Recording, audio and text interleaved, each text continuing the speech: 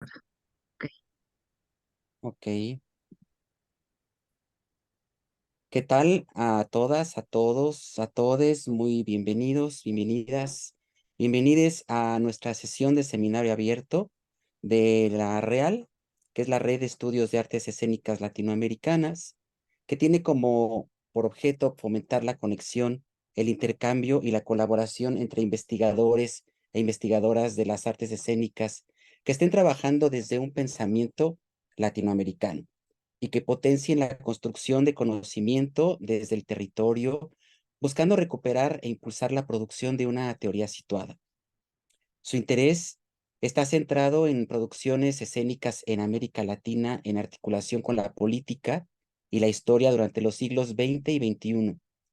La red es una estrategia para posibilitar el trabajo conjunto, generar intercambios, construir espacios de conocimiento, desarrollar proyectos comunes y poner en valor las prácticas, los documentos y las teorías producidas en nuestros territorios.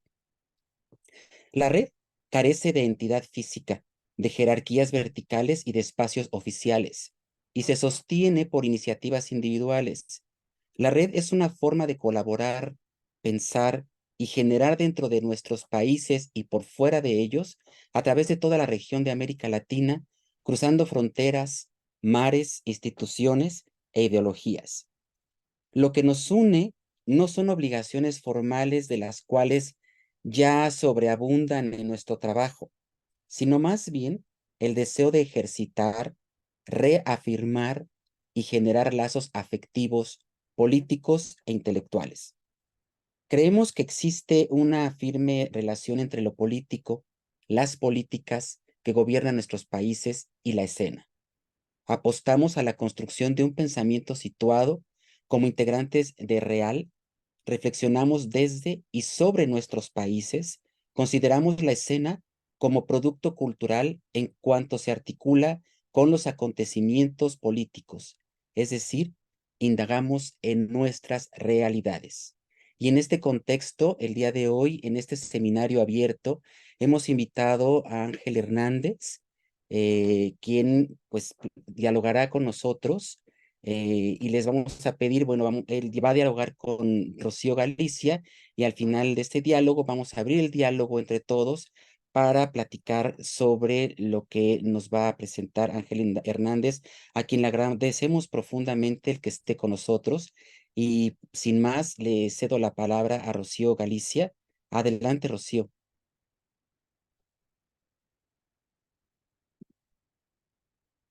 Tu micrófono, Rocío, por favor. Gracias. Muchas gracias a todos los presentes. Gracias particularmente a Ángel por entrar a esta sesión que tenemos de seminario abierto a los integrantes de Real, les integrantes de Real. Entonces, me voy a permitir presentar a Ángel. Ángel es un investigador teatral y dramaturgo. Es director de Teatro para el Fin del Mundo, que es un programa de intervención y ocupación escénica de espacios en ruina condicionados por la violencia. Él ha hecho una amplia investigación documental y escénica en países que han vivido conflictos sociales em, en los últimos años, como es el caso de Vietnam, Camboya, Marruecos, Bosnia y Herzegovina, Japón, la India, Afganistán, Kosovo, Palestina, Ucrania, Polonia y por supuesto México. Ha obtenido diversos premios de dramaturgia a nivel nacional. Voy a destacar solamente dos, que es el Premio Nacional de Dramaturgia Víctor Hugo Rascón Banda del 2012 con la obra Padre Fragmentado dentro de una bolsa, que es una de las obras que generosamente Ángel nos compartió para leer. Y esta obra es interesantísima porque además ganó el premio del público y del jurado en el festival en un festival alemán en Heidelberg en el año 2015, en una emisión que se hizo para el teatro mexicano y que fue muy interesante para todos nosotros porque se le dio este espacio y bueno, nosotros estábamos contentísimos de que así fuera y que además dentro de las obras que se llevaron, que se trató de que hubiera una gran diversidad, pues estaba esta obra Padre Fragmentado dentro de una bolsa que no solamente obtuvo un premio, sino dos premios. Y en el año 2017, regresando a su semblanza, pues es patrocinado justamente por Alemania para llevar a cabo una investigación que llevaría a la escritura de este texto, lectura de los Éxodos, que también leímos para Real. Tuvimos el privilegio de leerla, donde, bueno, este texto es, digamos, una consecuencia de su investigación, de sus indagaciones escénicas por Turquía, Grecia, Macedonia, Honduras, Nicaragua y El Salvador, junto a comunidades de desplazados por la violencia. En 2018 acaba de desarrollar un proyecto que es el proyecto Desarmes, que es una dramaturgia documental entre sobrevivientes de la guerra de Sarajevo y Nakba, y conforma una plataforma de investigación y acción situada en territorios ocupados de Palestina. Esto también lo quise destacar, pues justo por el momento que estamos viviendo y para hacer una conexión, digamos, con el presente. Y bueno, finalmente, para terminar esta breve presentación de Ángel, que he hecho una enorme reducción de su trayectoria, diría que actualmente es miembro del Sistema Nacional de Creadores de Arte. Y ya para finalizar esta presentación, diré que yo tengo 21 años, 22 años de conocer a Ángel, que lo conocí muy joven, ahí justamente en Tamaulipas, y desde entonces pues he seguido su trayectoria y he creído en su trabajo desde hace 22 años, 2001, cuando estuve como jurado en un festival que había de teatro en Tamaulipas. Entonces, bueno, esa es la presentación general. A mí me da muchísimo gusto, Ángel, que estés con nosotros y bueno, quisiera darte la palabra por el principio.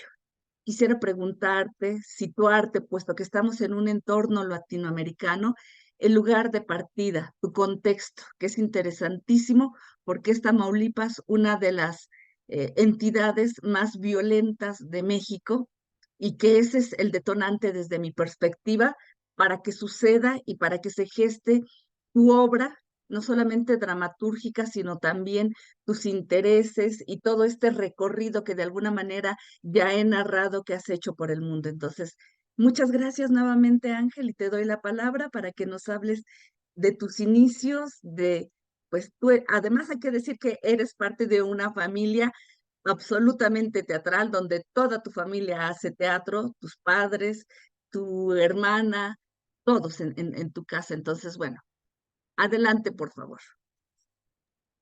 Muchas gracias, maestra Rocío. Eh, Gracias a todos y a todas. Eh, Creo que uno de los factores principales que detonaron, sobre todo en mi escritura, el vivir en una zona de conflicto como es Tamaulipas, fue principalmente el tema del exilio. Nos pareció que eh, significaba una posibilidad de sobrevivencia, pero también un sacrificio asumido frente a lo que podemos considerar es la voluntad manifiesta de un pueblo de pertenecer a la ciudad que de alguna manera ha y lo ha construido. Creo que en ese sentido, la llegada de la violencia al sur de Tamaulipas durante el año 2008 sacude los imaginarios de manera significativa, pero también trae en consecuencia un mecanismo continuo de desplazamiento en el cual la ciudad prácticamente comienza a quedar vacía. Eh, el vacío se volvía pavoroso, pero también lo encontrábamos como un espacio de significación en tanto la relación que tenía con la presencia, ¿no? Justo con un sentido evocativo, con una memoria, con una posibilidad de archivo, de investigación situada frente a lo que considerábamos era la historia que se estaba construyendo, particularmente en una región que intentaba sobrevivir a una maquinaria tan devastadora como lo es la violencia. Eh, Creo que eso marcó significativamente mi obra, pero también eh, habría que reconocer, no sabíamos de qué manera darle frente a esa situación, es decir, no hubo de inmediato una estrategia aplicada, contexto, para poder generar una poética en relación a esta catástrofe social que se había venido presentando, sino que fue una circunstancia que nos tomó mucho tiempo tratar, principalmente de investigar, porque creo que de por medio, habría que decirlo, hay un estudio de campo en el cual intentamos generar una serie eh, de tesis alrededor de la circunstancia, muy apoyadas, habría que decirlo, por investigadores que ya de manera seria y organizada habían dedicado su tiempo a investigar las condiciones de violencia en el norte del país, entre ellos, desde luego, la maestra Rocío Galicia. De esa manera, creo que tuvimos un precedente importante que nos llevó después a tratar de diseñar una estrategia operativa específicamente para la generación de un proyecto escénico, ¿no? Que eso de alguna manera abre, digamos, una posibilidad creativa, pero también sujeta a un constante instrumento de observación, que en nuestro caso fue el testimonio, que nos permitió tomarle el pulso a las circunstancias, es decir, cada momento había un cable a tierra que nos permitía indagar a partir de el testimonio de la gente, cuál era la circunstancia por la cual estaba atravesando la ciudad, cómo se sentía en los espacios, cómo se reflejaba en el comportamiento de la gente.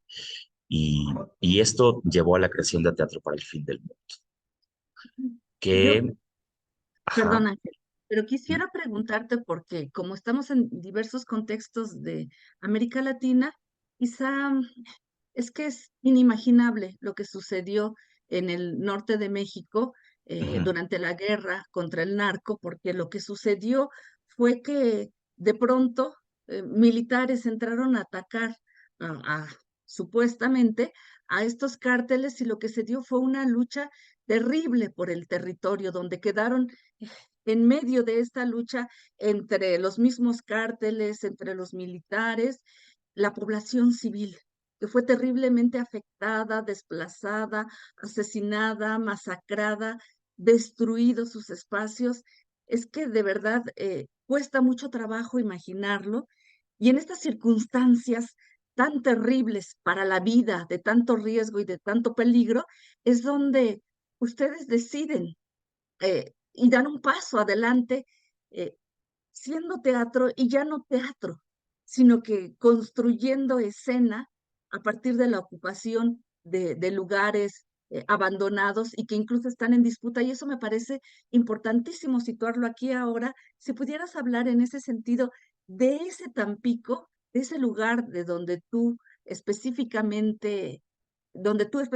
estabas y dónde empiezas a hacer otro tipo de trabajo, porque tú lo has dicho en varias entrevistas, comienza a ser una disputa territorial también, ¿no? Entonces, si quieres hablar un poco de eso, que me parece importantísimo. claro que sí. Em, Creo que la consecuencia fue radicalmente devastadora. El sur de Tamaulipas quedó prácticamente colapsado por la circunstancia de violencia. Es decir, la comunidad no había a lo largo de la historia eh, enfrentado una circunstancia que incluía secuestros, ejecuciones prácticamente diarias, extorsiones telefónicas, y creo que también un terror psicológico que se volvió generalizado, en donde, desde luego, que los afectados principales frente a esta situación fue la prensa y los artistas, ¿no? Nosotros fuimos advertidos desde un principio que no podíamos generar ningún tipo de pensamiento crítico frente a la realidad que se estaba viviendo, o de lo contrario, asumíamos las consecuencias. Revisamos también un poco cuál había sido la manera de reaccionar que habían tenido tanto individuos como colectividades a lo largo de la historia dedicados al arte, a la expresión artística, frente a estos aparatos tan perversos de dominación y y de exterminio, porque me parece que no hay otra manera de comprar. Y revisamos, por ejemplo, la forma en cómo en el Cono Sur se respondió frente a las dictaduras militares. Ahora que lo pienso, ese fue uno de los pasajes sumamente importantes, porque era una experiencia, de alguna manera se había heredado, muy importante, es decir, de una capacidad de resistencia, ya no digamos admirable, sino aplicable y dentro de una condición que eh, primero hacía conservar un poco la seguridad frente a quienes llevaban a cabo estas prácticas, es decir, había un ejercicio de revisión frente a las condiciones de los contextos en cuanto a la manera de aplicar los discursos, ¿no? Es decir, estos discursos se aplicaban de manera estratégica, se operaban de manera organizada, había un aparato de investigación y era justo lo que nosotros necesitábamos hacer en ese momento. No podíamos ir de frente al peligro sabiendo que eso iba a traer en consecuencia la muerte. Entonces intentamos generar a partir de esa experiencia de otros países latinoamericanos frente a aparatos de dominación, de persecución y de exterminio, cuáles habían sido las alternativas de sobrevivencia para que un discurso pudiera generar, digamos, un acto poético, eh, crítico, en el mejor de los casos, que abriera un diálogo colectivo frente a la realidad violenta que se vivía. Y creo que a partir de ahí comenzamos a imaginar este gran laboratorio que ha sido Teatro para el Fin del Mundo. En un principio, imagínense, el riesgo que corrimos era todavía incalculable.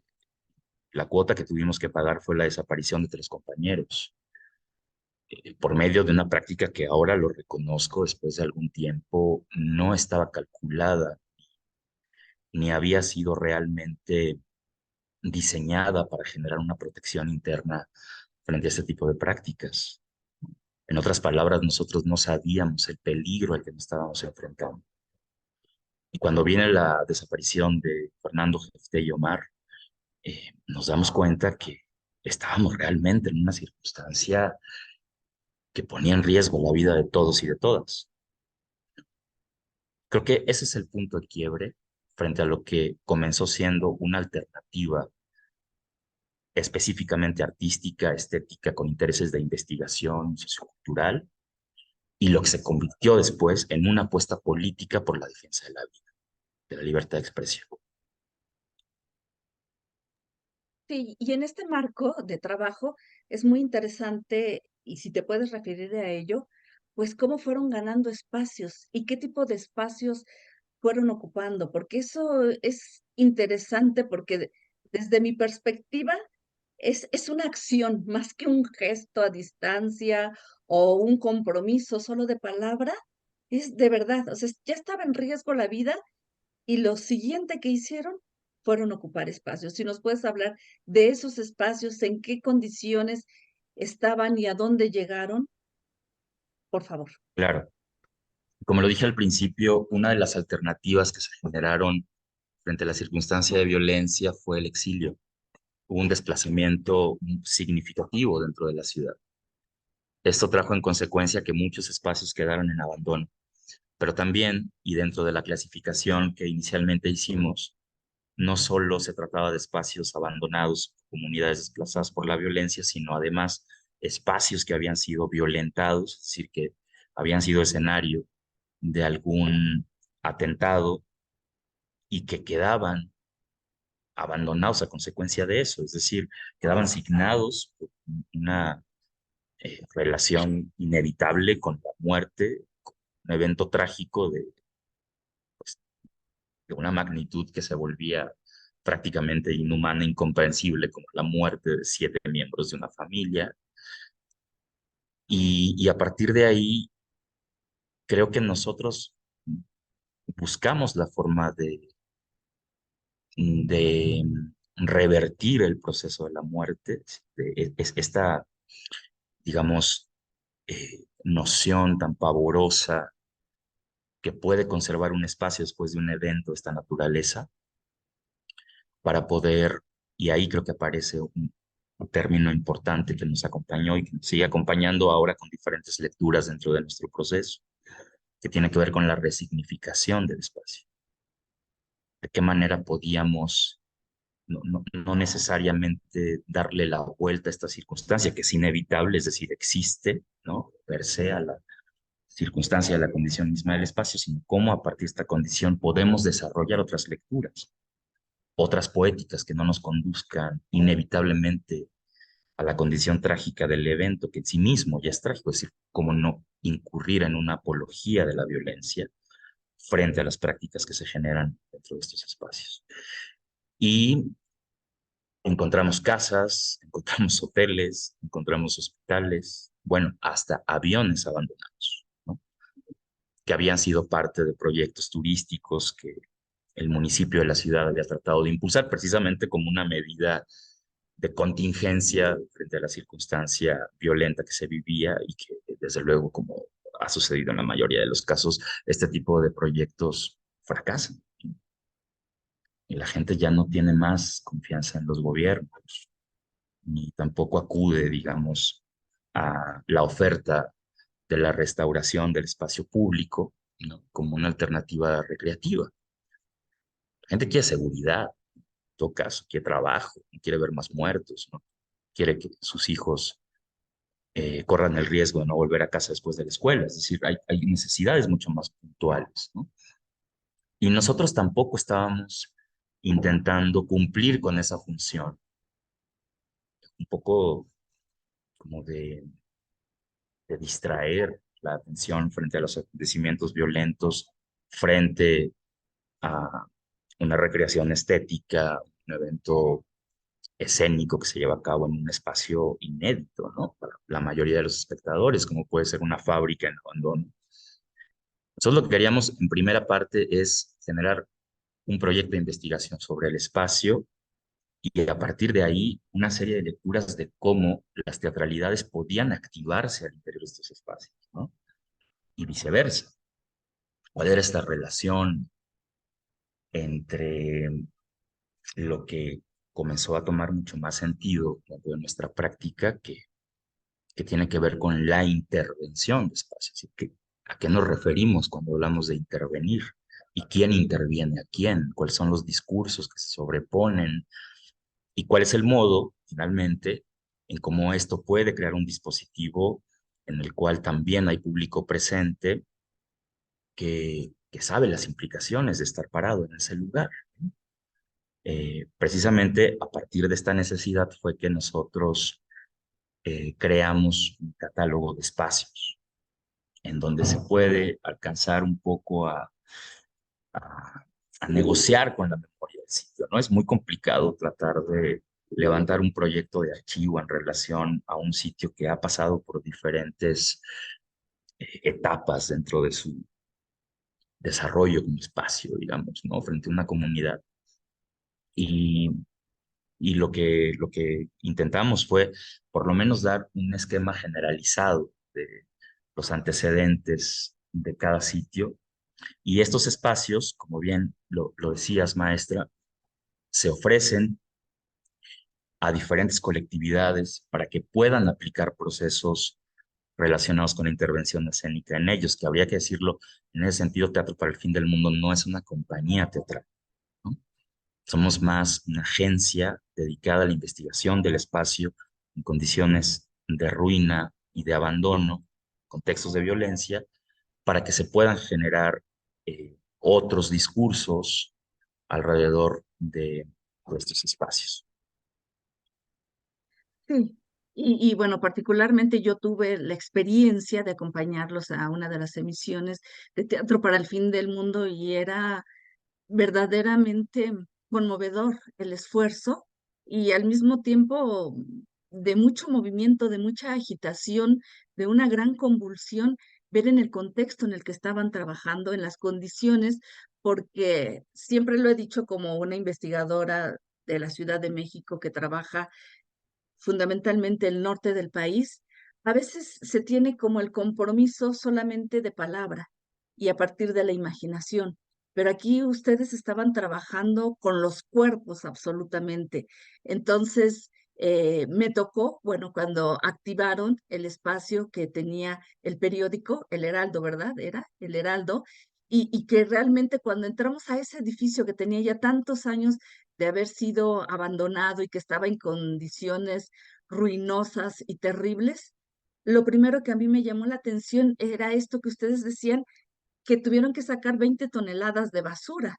Es decir, no es que llegan a un espacio y empiezan a trabajar ahí cómodamente, sino que digamos, ese ejercicio de poner el cuerpo, de sacar la basura, de limpiarlo, de ponerlo accesible para la gente y al mismo tiempo saber la zona de peligro, porque recuerdo la persona que estaba ahí de todas maneras como guardián del espacio, guardián del lado de los criminales, del lado de la gente que quería saber qué era lo que se estaba haciendo, porque tanta gente llegábamos y nos metíamos a ese lugar, los lugares por donde anduvimos, en la Isleta Pérez, en estos espacios que para muchos serían verdaderamente inhabitables y que eran lugar de trabajo para ustedes, pero además en esta experiencia que yo tuve cuando estuve ahí trabajando con ustedes, es la comunidad, cómo los acogía y cómo realmente se hacía todo un dispositivo de seguridad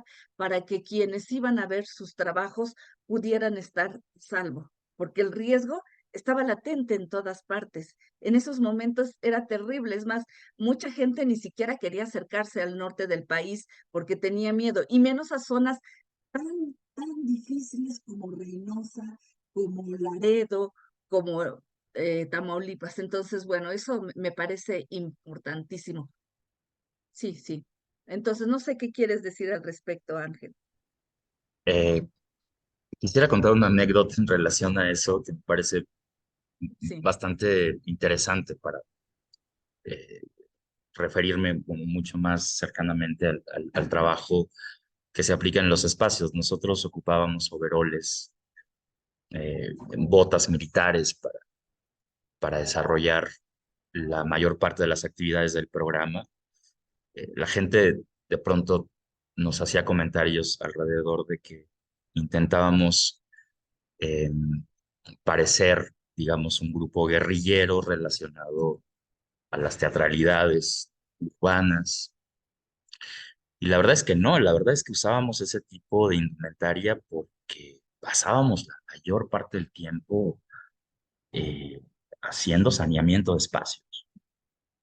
Era, digamos, un equipo indispensable para poder desarrollar estas, ahora un poco recuerdo, ¿no? Como las jornadas de trabajo voluntario en Cuba.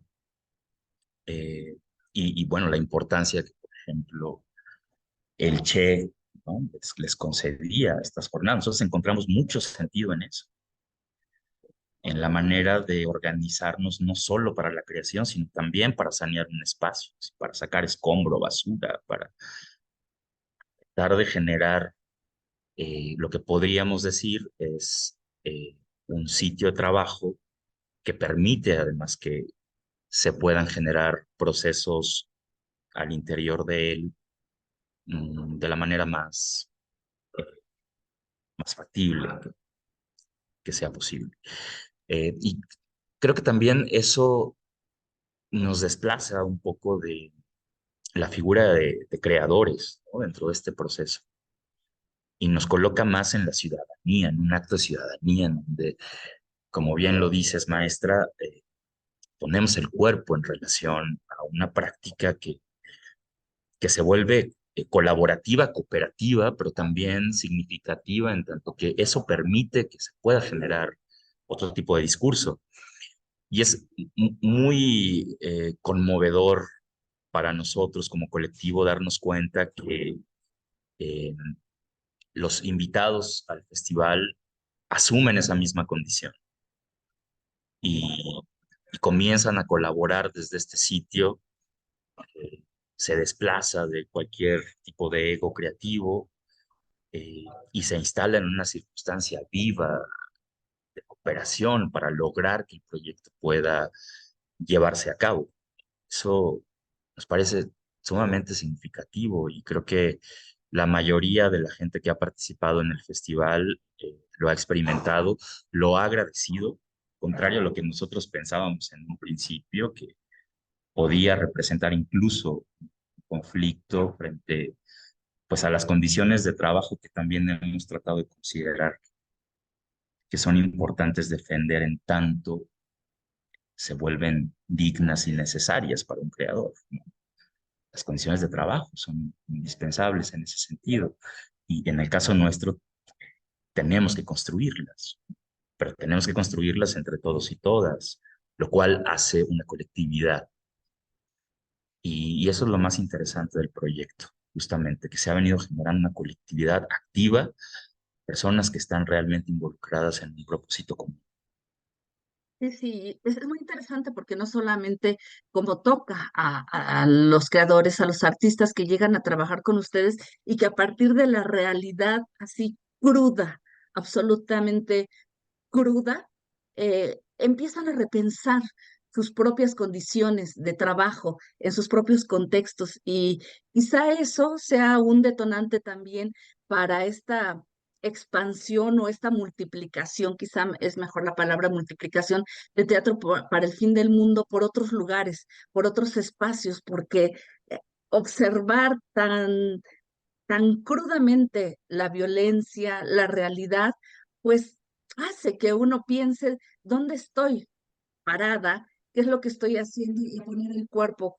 Justamente digo que por lo menos eso fue lo que me sucedió a mí, que pasé, digamos, de mi estatuto de investigadora a decir, ¿por qué voy a investigar solo frente a una computadora? Claro. Y en las experiencias que he tenido contigo, justamente ha sido dejar de lado la computadora y meter las manos y meter el cuerpo. Por eso es que lo tengo tan presente, pero también, y digamos ya como para ir redondeando esta parte, porque viene otra muy interesante de tu trabajo, es la comunidad que protege estos espacios, porque recuerdo cómo tenían eh, hasta un instructivo de cómo teníamos que comportarnos quienes acompañábamos estas acciones, estas intervenciones, de no llegar por tu lado, no salir por tu lado, salir todos juntos, es decir, tomar unas ciertas medidas de protección y saber también que mientras nosotros caminábamos por aquellas calles, pues verdaderamente difíciles, con poca luz, peligrosas, absolutamente donde se estaba poniendo en peligro la vida, sabíamos que la comunidad estaba protegiendo. Y eso me parece importantísimo porque no se vuelve el trabajo solo del grupo de los artistas, de los creadores, sino que está en relación con la comunidad y desde mi perspectiva la comunidad agradece esos espacios y forma parte, se compromete con esos espacios. No sé si quieres comentar algo al respecto. Sí, es sorprendente. Nosotros decimos que vamos ganando un espectador por año en una escala pues que al principio parecía incluso imposible considerar. Ni siquiera pensábamos que podíamos lograr que una persona se sumara cada año. Y la verdad es que ha sido mucho más generoso porque somos conscientes que la realidad en un inicio era pues inevitable, era pensar que la gente, si no asistía a los foros oficiales, pues era mucho más complicado que lo hiciera una fábrica abandonada en la periferia de la ciudad, en donde desde luego se podían calcular otro tipo de riesgos, ¿no? Más allá de los riesgos implícitos en un espacio en abandono para cualquier espectador que lo transite. En otras palabras, para ser muy claro, el riesgo era la presencia de organizaciones delictivas en medio de una función, ¿no?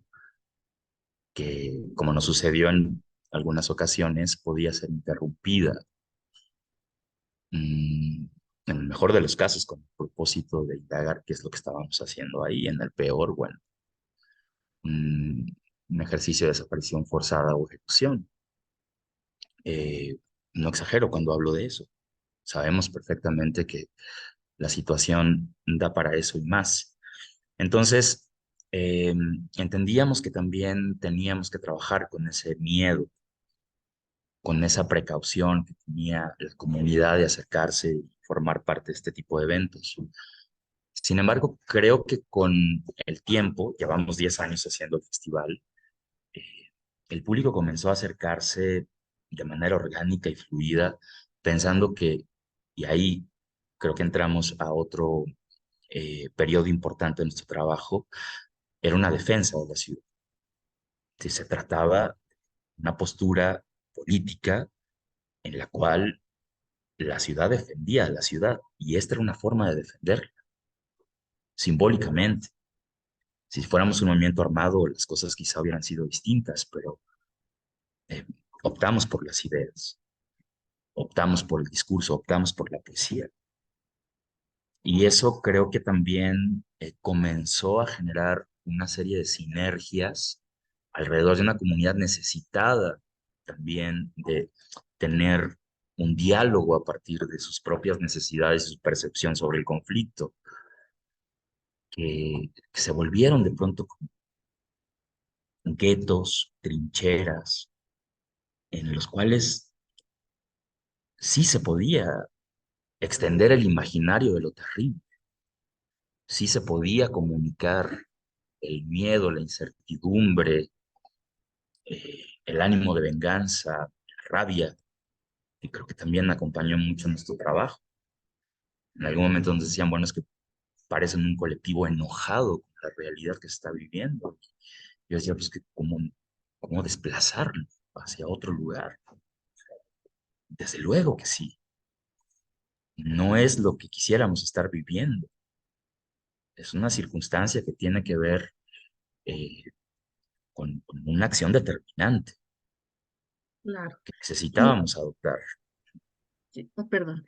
No, y en lo que quisiera poner ahora el acento es justamente en esta colaboración y lo que fueron ganando, lo que fueron obteniendo, no solamente ahora sí que el territorio, sino lo que lograron levantar en estos espacios que de la nada o llenos de basura, llenos de impactos de bala, con historias terribles que sucedieron en esos espacios, con masacres, incluso levantaron espacios teatrales, cajas negras, Ujú, con iluminación que me tocó ver La Guarda, y tú ujú, recordarás esos espacios que construyeron así con las manos, con el cuerpo, como lo acabamos de narrar, a dónde llegaron, y después esos espacios, La Guarda, Prometeo, Antígona, cómo es esa presencia eh, detonó también un enojo, una molestia, y les fueron arrebatados.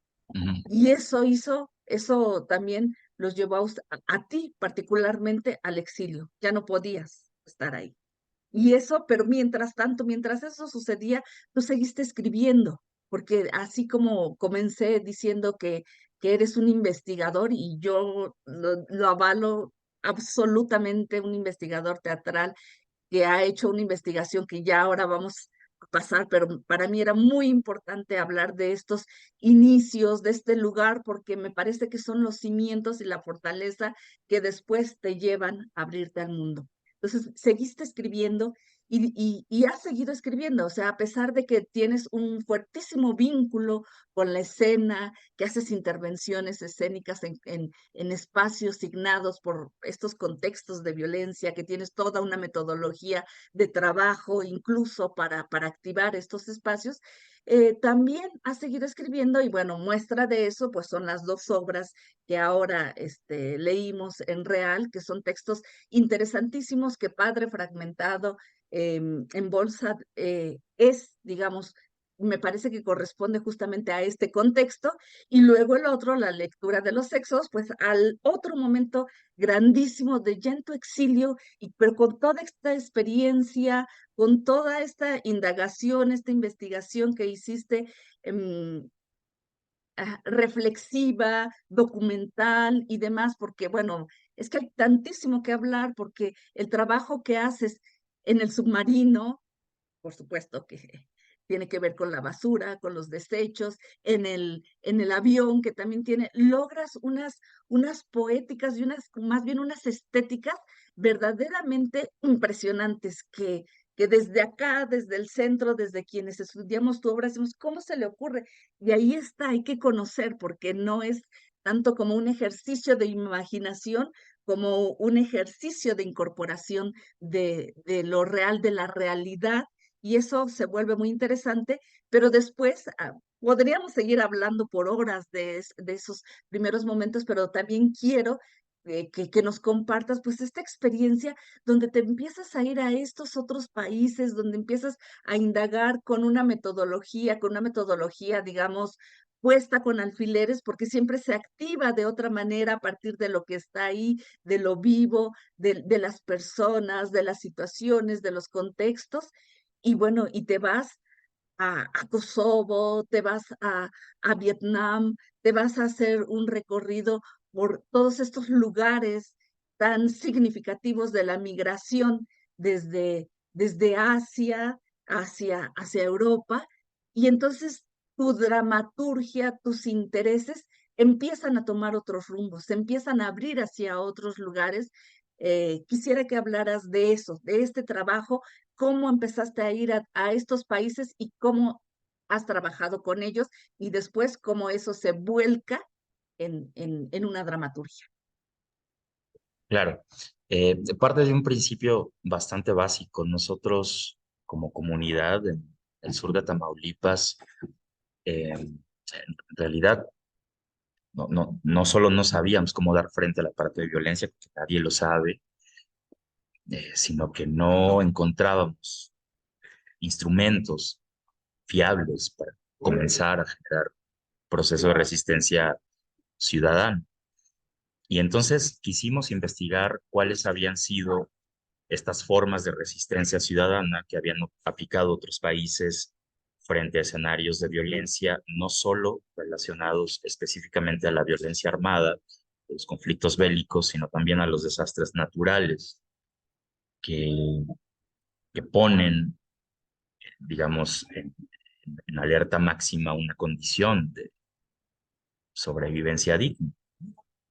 Entonces, iniciamos revisando el expediente de la guerra de Vietnam, una guerra que considerábamos incluso era bastante reciente, es decir, un poco mayor a 40 años. Todavía, por ejemplo, podía ofrecer el testimonio de algunos sobrevivientes.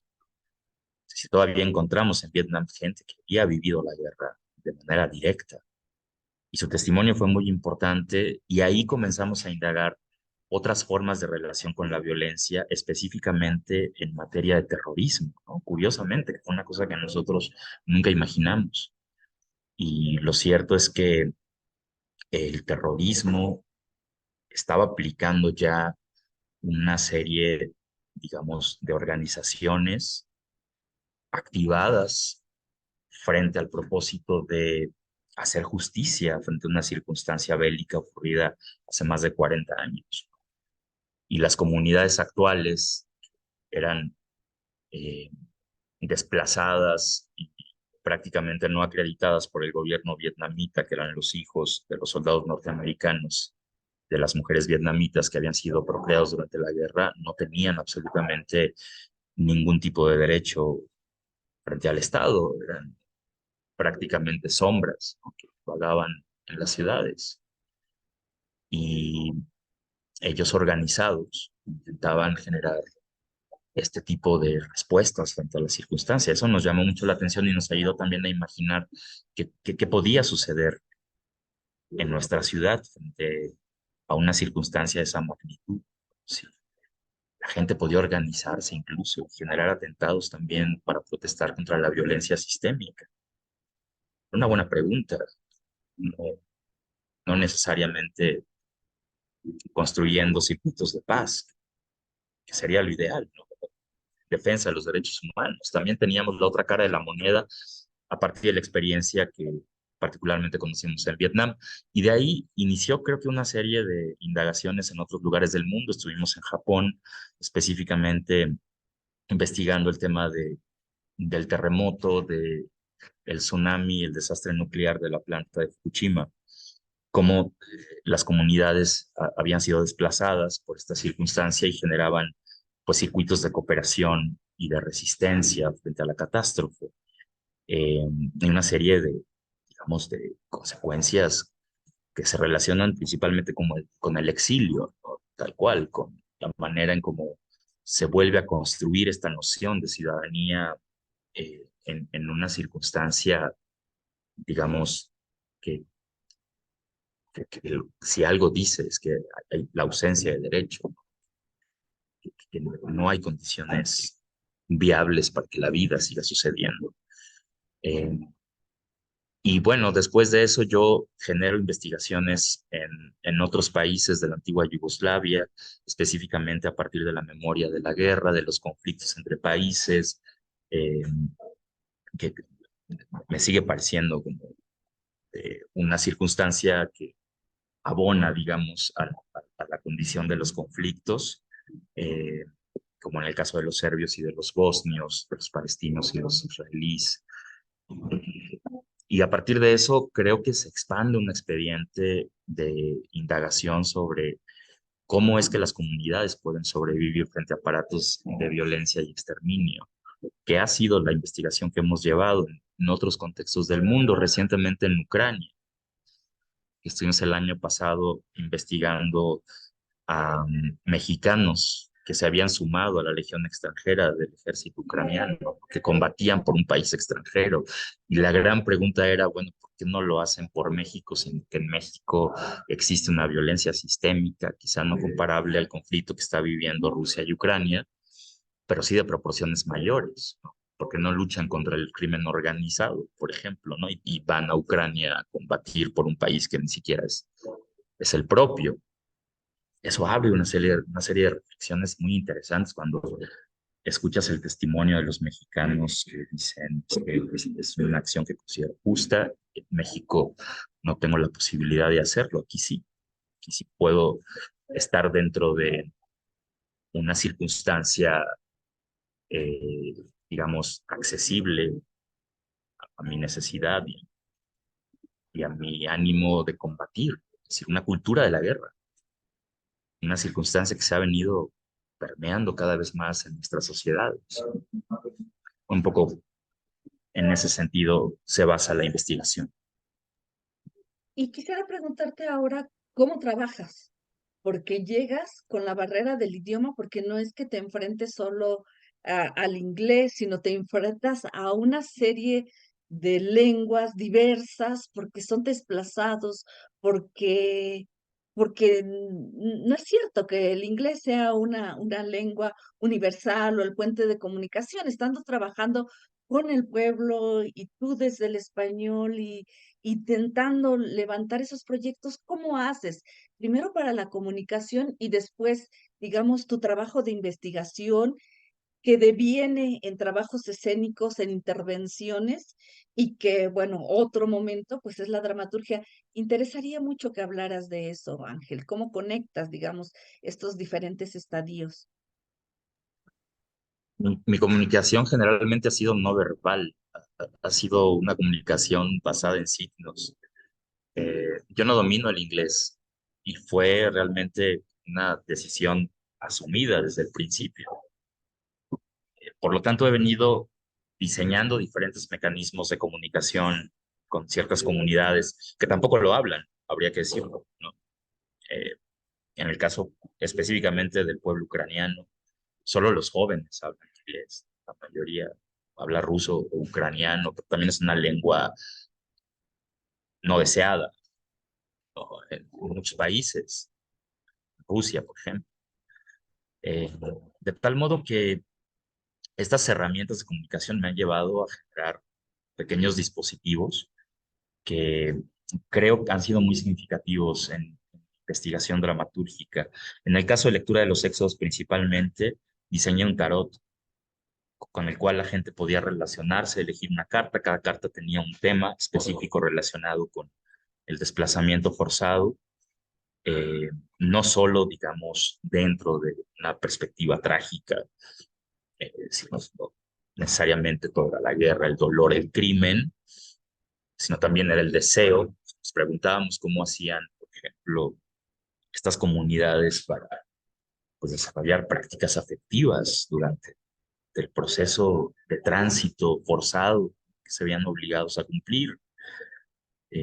Si en esos campamentos, desde luego que también era un derecho tener relaciones sexuales, por ejemplo, que era un derecho asumir una condición de libertad frente a una circunstancia, ¿no?, tan compleja como es la extradición. Si había libertad de pensamiento, si la gente realmente se sentía en condiciones de decir lo que pensaba y no, tan, no necesariamente por estar en Grecia les podía dar asilo, tenían que hablar bien de Grecia. Bueno, Grecia fue uno de los gobiernos más agresivos, eso se sabe, pero como lo fueron la gran mayoría. Y a toda la región de antigua Yugoslavia fue muy cruenta. Yo entrevistándome con periodistas en Kosovo, decían es que nosotros no podemos dar frente a esta circunstancia, que también fuimos desplazados por la guerra y otros países nos recibieron. Lo cierto es que Hungría mantenía cerradas sus fronteras de una manera sumamente violenta. Macedonia igual, tocó vivir enfrentamientos terribles. Eh, pero estas comunidades pedían el asilo de esos países, por lo menos de manera temporal. Entonces, no sabían si hablar bien o hablar mal. Era una circunstancia realmente muy contradictoria, que creo con el tiempo fue socializándose de alguna forma, fue naturalizándose en una práctica que podemos considerar es justa, que tiene que ver con el derecho a migrar en el mundo. Lo que quiero decir con esto es que el diseño de estas cartas permitieron que hubiera otro tipo de comunicación, en donde al elegir una carta tenías en consecuencia un tema y ese tema te llevaba a una pregunta, no solo relacionada con la guerra, sino con el deseo, con el placer, con la libertad, la infancia, y eso automáticamente nos colocaba en una circunstancia eh, completamente, digamos, renovada de posibilidades de diálogo, de establecer diálogos, lecturas, eh, imaginarios, como mucho más cercanos a la experiencia viva que a la construcción de una respuesta. Si yo hubiera llegado con una pregunta muy concreta, como lo haría cualquier periodista, quizá no hubiera corrido con la misma suerte. Entonces, bueno, ese tipo de dispositivos para mí han sido muy útiles y me han permitido expandir muchísimo más la práctica, definitivamente. Me interesó ahora que preparaba esta intervención, que revisé varios de los materiales que tú dices, que para ti es más importante el dispositivo social que el dispositivo escénico. Y eso ya es relevante, ¿no? Esa conciencia o ese posicionamiento que tú tomas frente a lo que está ahí. Y luego, por otro lado, pues también que tú no te apartas del grupo, de la realidad de todos estos migrantes, sino que te conviertes en un migrante más, te conviertes en alguien que está viviendo en las mismas condiciones, es decir, no eres alguien que llega, investiga con todos sus aparatos, con todo su equipo y después sale, se va a un hotel muy cómodamente hasta el otro día que vuelve a hacer trabajo, sino que vives esas condiciones, ¿no? Acompañas estos flujos desde Asia, Europa, Centroamérica, porque tu investigación se ha expandido por todos estos lugares. Entonces, eso, si quieres comentar algo al respecto, porque viendo los videos de tu trabajo que haces, es verdaderamente alucinante. Por eso cuando estaba consultando todo este material, decía, no nos va a dar tiempo por toda la riqueza que hay ahí, todas las experiencias, todo lo que tú has visto y quiero que lleguemos, bueno, a partir de esto, pero que lleguemos hacia Palestina. En este momento es importantísimo, pues, llegar, tener ese destino. Adelante, Ángel. Eh, sí, ha sido, creo que, un proceso muy significativo en mi vida, ir atravesando las fronteras. Es parte de una convicción, creo que sí, efectivamente más una convicción social, política que artística. Siento que mi trabajo se relaciona cada vez más con el activismo. Y en ese sentido, creo que poner el cuerpo ha sido una implicación importantísima, no para ganar algún tipo de importancia frente a los o las que no lo hacen. Que siempre he defendido esa contraparte, me parece igualmente respetable. Alguien decida no involucrarse y ponerse en riesgo y trabajar desde su estudio, eso es igualmente complicado, ¿no? Yo también lo he vivido. Sin embargo, mi forma de relacionarme con el mundo tiene que ver con eso, con la experiencia propia, ¿no? En ese sentido, creo que voy mucho más de la mano de la postura de Kapuczynski, que se vuelve incluso como mucho más radicalizada en ese sentido, ¿no? Que eh, si no hay ese encuentro directo con el otro, es difícil que pueda suceder. Yo estoy prácticamente en la misma circunstancia. Sin embargo, creo que eso también me ha llevado, abro un pequeño paréntesis, que me parece importante en relación a observar la práctica de los riesgos que esto pueda traer más allá de los riesgos implícitos en la investigación, los riesgos psicológicos y emocionales que esto te puede traer. Yo he pasado por procesos realmente complicados en ese sentido. Después de la experiencia de lectura de los éxodos, pues viví un periodo crítico, emocionalmente hablando, por las circunstancias que me tocó vivir, y las cuales yo asumo completamente. Nadie me obligó a hacerlo. Sin embargo, creo que es muy importante que también el investigador de campo tenga esa capacidad de ir generando, digamos, una reflexión post experiencia que permita que esto pueda conducirse hacia otros lugares, ¿no? Por eso mi proyecto de Archivo Entre Guerras hace relación a esos intervalos de tiempo que para mí son fundamentales, porque ese es mi momento de creación, es decir, yo no escribo durante el viaje, tomo notas, apuntes, registro, pero mi experiencia en la escritura se manifiesta después de haber vivido la experiencia, después del shock, es post-catástrofe. Y en ese sentido, creo que se abren otro tipo de lecturas, ¿no? Eh, Cierro paréntesis. Creo que efectivamente atravesar estas fronteras me ha generado una serie de lecturas muy importantes, pero eh, lo significativo es darte cuenta cómo visitas un país y al cabo de un par de años ese país entra en conflicto. Y entonces las comunidades que tú conociste son comunidades que se encuentran actualmente rebasadas. Me tocó en el campo de Idomeni, entre Grecia y Macedonia. Yo le fui dando continuidad con el tiempo después de visitarlo y 3 años después vivió una crisis humanitaria sin precedentes. Y desde luego me toca ahora con Palestina, un país que además eh, quiero y defiendo, que significó para mí un antes y un después en muchos sentidos, y darme cuenta que actualmente entra en este conflicto que rebasa todas las expectativas es brutal. Me sumo a la defensa de los derechos, me sumo a la defensa de la dignidad de la lucha del pueblo palestino. Sin embargo, no podemos más que dejar de lamentar esta circunstancia tan cruenta que no se está viviendo de una semana a fechas. Se, se ha venido extendiendo pavorosamente por el tiempo.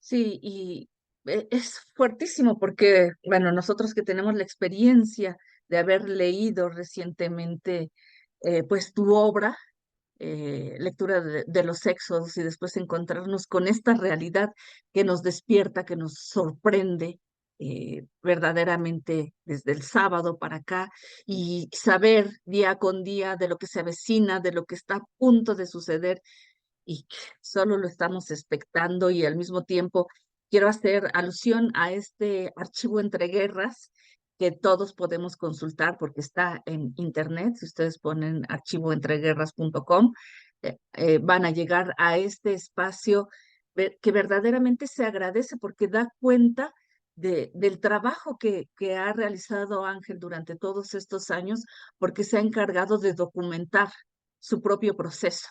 Es decir, están las obras, está la investigación, una reflexión, digamos, también que acompaña a estos procesos. Están imágenes en fotografías, fotografías verdaderamente impresionantes, impresionantes por dónde pones tú la mirada, el ojo, que ya lo conozco y me impacta tu mirada por las fotografías que he trabajado también para los libros o para los textos reflexivos que acompañan tu trabajo y también el registro en video. Esto es fuertísimo. Es realmente un lugar, un oasis para todo investigador que se pregunte a dónde ir por esos materiales. Tú fuiste tan generoso para ponerlos ahí. Yo no lo conocía, ¿eh? No conocía, a pesar de que he trabajado tu obra y que sobre todo me he centrado en esta parte de lo que tiene que ver con México, con tus exploraciones, porque no hemos hablado y ya después si hace falta lo hablaremos, pero también de estas investigaciones que has hecho por el país, por diferentes lugares emblemáticos de la violencia, desde el Casino Royal en Monterrey, desde la discoteca News Divine en la Ciudad de México, donde ha muerto mucha gente por los dispositivos, en el primer caso del narco, en el segundo caso policial, y en fin, ¿no? Ha habido diferentes cuestiones donde has trabajado incluso en este lugar tan terrible, la guardería ABC, que es una guardería donde murieron 49 niños en un incendio que hasta donde se sabe provocado por, por las mismas autoridades. Entonces, en todos estos lugares has hecho una investigación verdaderamente interesante, importante y bueno, de esto, bueno, tu archivo entre guerras y que así le llamas en este intersticio, digamos, entre cada una de las guerras, pues que resulta sumamente interesante. Entonces, bueno, yo creo que hay muchísimo para seguir hablando, pero yo quisiera abrir ahora, creo que ya hay muchísimo material, muchísimos lugares de donde se puede partir para comenzar un diálogo con quienes están ahora en la sala de Zoom, que le quisieran preguntar a Ángel, o algunos comentarios que pudieran haber.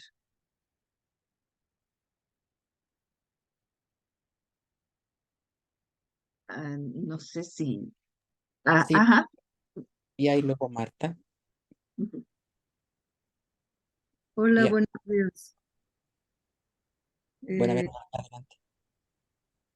yo quería, bueno, primero agradecer muchísimo que se haya extendido esta invitación que pertenece al grupo de Real y que me da muchísimo gusto y estoy súper agradecida de que se haya difundido en el CITRU y que podamos estar aquí presentes. Para mí es un privilegio y que agradezco muchísimo. Gracias, Ángel, por compartir. Gracias, Rocío, por tus inteligentes preguntas y conversación que me siento como muy nutrida de muchas cosas. Gracias. Bueno, aparte de esto, un par de preguntas y las voy a decir así para que no interrumpa después la respuesta si eres tan gentil, Ángel, de responder. Una es, en estos festivales para el fin del mundo que se estaba hablando de cómo interviene la comunidad y el compromiso que muestran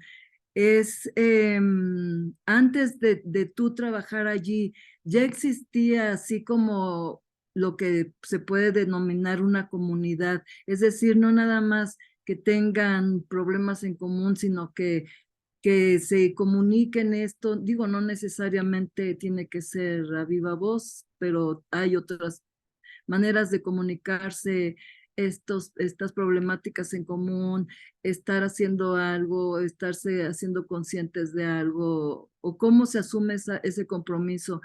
Es que ya existía eso antes de que llegaras, o si Teatro para el Fin del Mundo también contribuye a una construcción de comunidad. Esa es una pregunta. Y la otra es que no me quedó claro cuando Rocío te preguntó acerca del problema de la barrera del idioma, cuando viajas y te entrevistas, ¿cómo le haces? Yo dije, ay, pero yo siento que no, o bueno, a mí, se me escapó la respuesta, pero me quedé con la duda, ¿cómo le haces? Porque tienes estas entrevistas y todo esto, pero ¿cómo le haces en ese sentido? Bueno, muchas gracias, es todo. Gracias, Marta. Te cuento así brevemente. Es un proceso bastante complicado en realidad, porque lo hemos venido tratando de entender también con el tiempo, y si no hay una respuesta completamente clara en relación a eso. En cuanto a tu primer pregunta, pero me parece que lo que más se acerca a la realidad es que nosotros hemos contribuido. Eh, Creo que nos hemos sumado a un espíritu colectivo que tiene que ver con lo que decía hace un momento, que se relaciona con la defensa de la ciudad, con la ciudad que nosotros queremos vivir, que desde luego está completamente alejada de la realidad que vive la ciudad, ¿no? En ese sentido, también somos conscientes que nunca tendremos la ciudad que estamos queriendo vivir, ¿no? Que es pues, una suerte de acuerdos que se tienen que ir tomando en la medida de poderse adaptar a las condiciones que consideramos necesarias, ¿no? En términos de dignidad, en términos de libertad de expresión, eh, y las condiciones de violencia que se están viviendo ahí.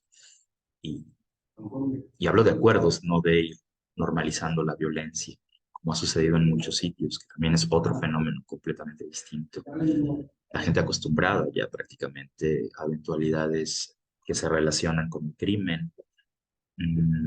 Creemos que en un porcentaje importante eso también ha venido sucediendo.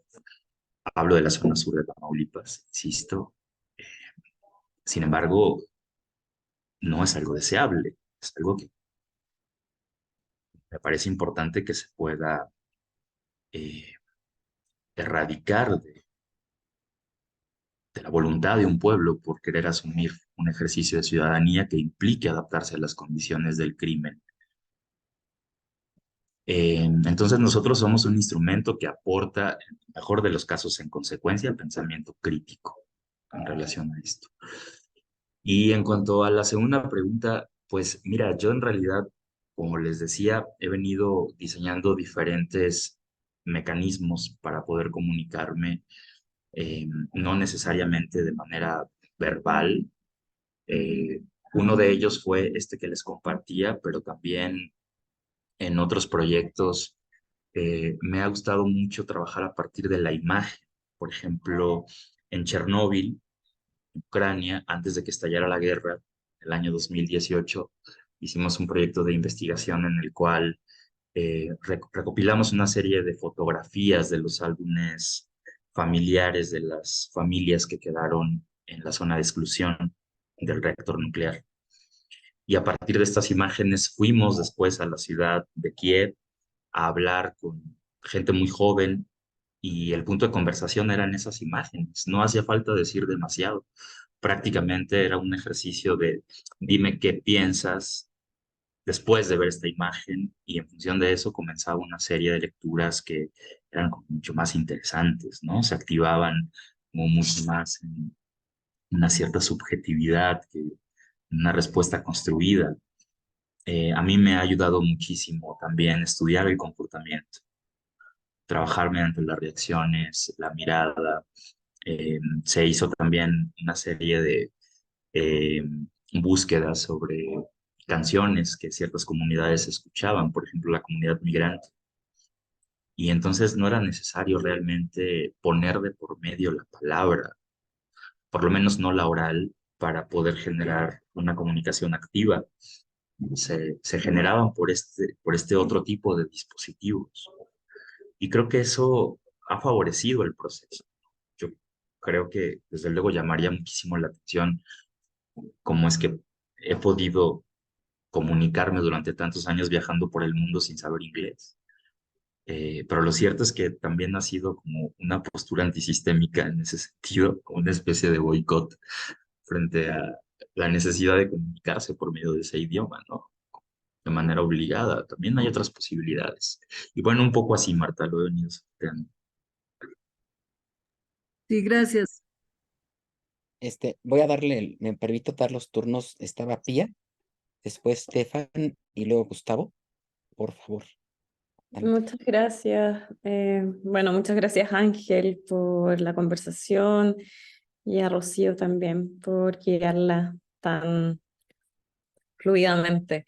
Yo me quedo un poquito, Ángel, tus trabajos y cuando tú decías hacia el final, el archivo de alguna forma es el momento en que esa experiencia o de registrar como esa experiencia y lo refieres también a la escritura como aparece como un momento posterior, ¿no? Como esa necesidad de un después que se abre y tiene acceso, etcétera. En ese sentido, cuando tú piensas esos registros, ¿cómo lo haces? ¿Lo piensas siempre desde tu propia experiencia o alguna vez piensas en el registro como un lugar común o como un punto de partida, como quizá para otras acciones en otro momento? O sea, ese material o ese, ¿te parece ya un material terminado, se cierra o tiene una acción, un activismo también en sí mismo? No sé, es una pregunta, me da curiosidad. En el mejor de los casos es lo último, día, como bien dices. En algún momento, y esto lo condenaron muchos dramaturgos con sólidas carreras en este y en otros países, además amigos míos, aunque pareciera mentira, eh, que no podíamos dejar abierta la posibilidad de que un texto dramático eh, siguiera un proceso de búsqueda, de reconformación estructural inclusive, ¿no? Porque yo insistía en que mi trabajo como dramaturgo tiene que ver con la disposición de material dramatúrgico, ¿no? Más que de una obra terminada en sí misma, es decir, de un producto, lo cual me parece completamente justo y digno. Sí, a mí esta es la suerte que me tocó vivir poco, pero eh, creo que va mucho más relacionado hacia ahí la búsqueda que he tenido, cómo estos materiales pueden activar otras lecturas, otras poéticas, eh, a manera de incidir, en el mejor de los casos, significativamente, para que se continúe una investigación relacionada con lo que está planteando el texto. Sí, totalmente. Eso creo que siempre será, digamos que, un archivo en sí mismo que tiene que ser interrogado, que tiene que seguir siendo indagado, ya sea de manera escrita o de manera escénica, o que puede incidir en otras búsquedas, ¿no?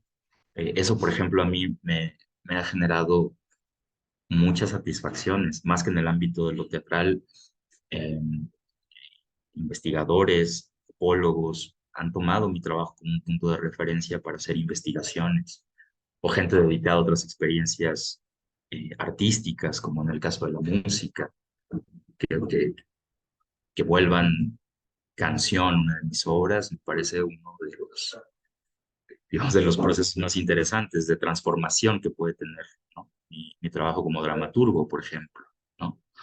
Y creo que en ese sentido, que se lean en las escuelas, eso también me parece súper interesante y se ha venido haciendo mucho. En realidad mis obras no son llevadas a escena, o sea, montan muy poco mis textos, pero lo que sí hacen con ellos es analizarlos y se han abierto tesis doctorales incluso a partir de algunos textos míos, lo cual me llena de satisfacción porque creo que un poco en ese sentido está la búsqueda. Sí. Sí, adelante, Stefan. Bueno, muchas gracias, Ángel, por compartir tus experiencias y tus pensamientos con nosotros. Yo tengo dos preguntas, pero la primera es casi la pregunta de Pia. La primera es, escuchándote hablar sobre tus experiencias, yo sentía que no sé, el trabajo, como dijiste, es más para el activismo y la obra es casi Ángel en sus acciones. Y entonces la dramaturgia me parece un poco como los cadáveres en el sitio benjaminiano. Entonces, y yo quería le preguntar, porque en el fondo ya respondiste, ¿cuál es el estatus de estas dramaturgias, tanto en relación a algo que podemos llamar la escena o en relación a las experiencias? La segunda pregunta tiene a ver con la dramaturgia también, que es leyendo sus textos en algunos momentos. Por ejemplo, yo recuerdo el momento en Éxodo cuando el refugiado árabe en el auto habla de su mujer muriendo, la manera como el texto presenta esta situación, hay una belleza que hay una belleza para mí. A veces hay un contraste muy fuerte, cortante entre casi una inocencia en la expresión y algo horrible en el enunciado. Entonces, mi pregunta es o qué significa para ti, si tiene alguna importancia estas palabras antiguas como belleza. Totalmente, Estefan, me parece que están permeadas en toda mi obra. Em, Quisiera hacer una precisión solo en relación a la primera pregunta. Em, Creo que ayuda también a comprender un poco la manera en cómo he venido diseñando mi trabajo desde la dramaturgia y que tiene que ver con la incursión con diferentes géneros literarios. Eso creo que invita incluso a que se puedan convertir en materiales de búsqueda, de exploración, de análisis, de estudio, ¿no? Ya que en un texto dramático puedes encontrar crónica periodística como eh, poesía, narrativa, ensayo. Es decir, hay como una suerte de materialidades discursivas, podríamos decirlo así, que invitan a ampliar la experiencia de lo dramatúrgico, particularmente, porque también, bueno, hay escaletas de acción. Creo que la lectura de los éxodos es un claro ejemplo de ello, por eso la propuse como un texto que podía ser indagado, porque yo no quería escribir una obra de teatro, en realidad era un proceso que parecía eh, digamos, mucho más amplio en el sentido de incluso ir tratando de incluir materiales que fuera una obra, una especie de palimpsesto que no terminara de escribirse nunca, como sucede con la migración forzada. Ese fue un poco como el diseño que yo quise darle a ese texto y desde luego, particularmente con estas secuencias que se vuelven pavorosas, yo puedo contar, conocí a este refugiado de origen sirio, que justo en el momento en el que yo llego a la zona de antigua Yugoslavia, habían cerrado las fronteras entre los Balcanes. Entonces la gente estaba atrapada. Esta experiencia se da en Belgrado. Querían llegar a Budapest. Y como no había manera de transitar, la opción que se presentaba era la opción del auto, lo cual a mí me parecía muy fuerte a nivel de símbolo, en tanto la experiencia que representa viajar en una carretera a bordo de un auto cuando alguien se dirige a un destino seguro. Eh, Así como, por ejemplo, se resignificó el uso de los chalecos salvavidas, que generalmente son usados pues, para una función muy concreta, eh, para deportes acuáticos. Y justo en este momento eran la única posibilidad de salvar vidas, literalmente, en el Mediterráneo, cuando fue la crisis de las balsas que provocó la muerte de muchísimas personas en esos trayectos tan cortos, además, entre Grecia y Turquía. Entonces, desde luego que la experiencia del auto se ofrecía como una posibilidad segura de desplazamiento, y lo que cuenta justo ese párrafo es lo contrario. La gente comenzaba a morir también en esos tránsitos de inanición, es decir, el viaje había sido lo suficientemente complejo en todos los sentidos que acababa eh, pues por extinguir cualquier posibilidad de sobrevivencia en trayectos que podían ser considerados como mínimos, viables, accesibles. Eh, Creo que particularmente esas estructuras que no se vuelven, y en eso quisiera ser muy claro, favorecidas por alguna postura que defienda la migración, particularmente en mi caso, no son obras que estén diseñadas para decir que la migración es buena, necesaria y es importante que pueda ser dignificada con el tiempo, ¿no? Aunque esa sea mi postura como persona. Creo que el texto lo que hace es justo eh, hacer un planteamiento crítico, contradictorio frente a esa realidad. En algún momento se enjuicia a Alemania porque no hace balsas lo suficientemente confiables para que los migrantes eviten seguir muriendo. Hay toda una serie de lecturas acerca del ahogo, como una fascinación de la muerte y el asesinato de comunidades de origen africano y afrodescendientes como un deporte que se practica. Es decir, se comienzan a generar lecturas desde un espacio crítico muy contradictorio, que incluso para muchas personas puede ser ofensivo, puede resultar ser ofensivo. Y eso es justo lo que a mí me interesa a manera de ir confrontando los discursos y las ideas. No me parece que sea un texto complaciente, sino todo lo contrario. Es un texto que levanta polémica. Un poco en ese sentido he venido como también trabajando mi escritura. Padre Fragmentado lo es. Padre Fragmentado es justamente un texto sumamente contradictorio que llama la atención y que vulnera a muchas personas, ¿no?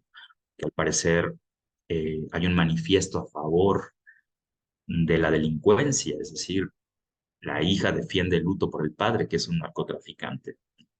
Nos preguntamos también si los deudos de los criminales merecen vivir su propio luto, ¿no?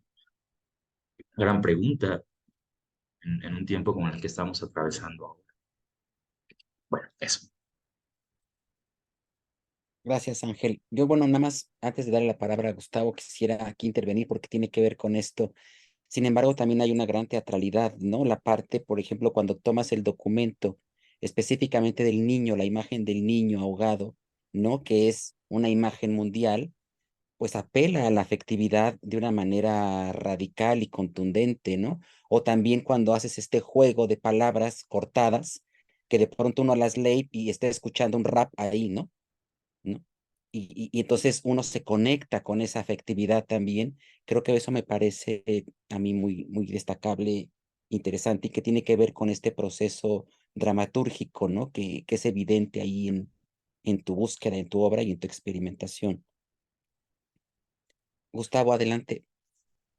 Gracias. Gracias, Ángel. Realmente yo llegué a tu obra por Rocío cuando estaba trabajando y la verdad que cuando leí Padre Fragmentado, tal vez por mi formación psicoanalítica y sobre todo lacaniana, quedé como alucinado con esa obra por la cantidad de implicaciones que tiene. Yo tengo dos preguntas, una muy puntual, y es que yo leí cuando estaba investigando que esa obra se había estrenado en Córdoba. ¿Fue estreno, digamos, premier o se había estrenado en México antes? En tal caso, ¿quién la montó en Córdoba? No pude avanzar en la investigación sobre ese punto. Una cosa así muy por ahí, si te acuerdas. La otra, un poco retomando el tema de lo que planteó Arturo, Tú dijiste que todas estas increíbles, impresionantes experiencias que has vivido eh, con tanta multiplicidad de aspectos, en un momento de tu exposición dijiste que eso había afectado a las teatralidades. No me refiero tanto a la dramaturgia como planteó Estefan, sino a la teatralidad como, digamos, disposiciones de espacio, disposiciones de la mirada. Yo tengo toda una definición de la teatralidad como política de la mirada, la crítica a la estructura del teatro, digamos, tradicional, del teatro a la italiana, como fundado por una teatralidad perversa específica a partir del Renacimiento y que llega hasta hoy. Entonces, en estos edificios que has intervenido, ¿cómo tienes alguna serie de pautas como para elaborar estos aspectos, si quieres, espacializantes o temporalizantes de la teatralidad?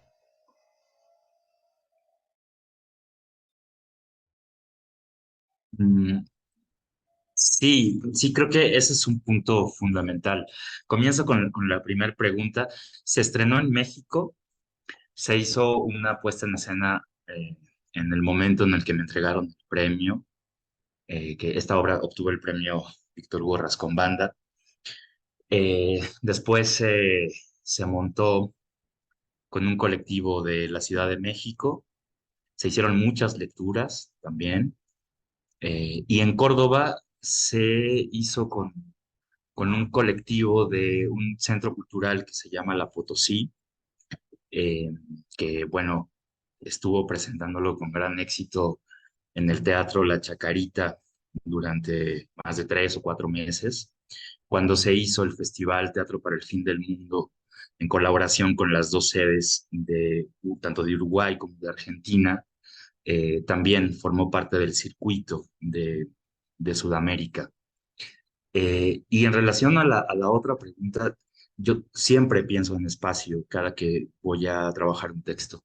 Estoy tremendamente determinado por el espacio y creo que también esas posibilidades que abre mi trabajo como dramaturgo, de pensar que lo que escribo puede transcurrir en otros espacios que no necesariamente se relacionen con un foro, vamos a decirlo así, tradicional de teatro, ¿no? Tal cual, en un recinto teatral, eh, ya está provocando en sí mismo una alternativa de reflexionar la intervención escénica.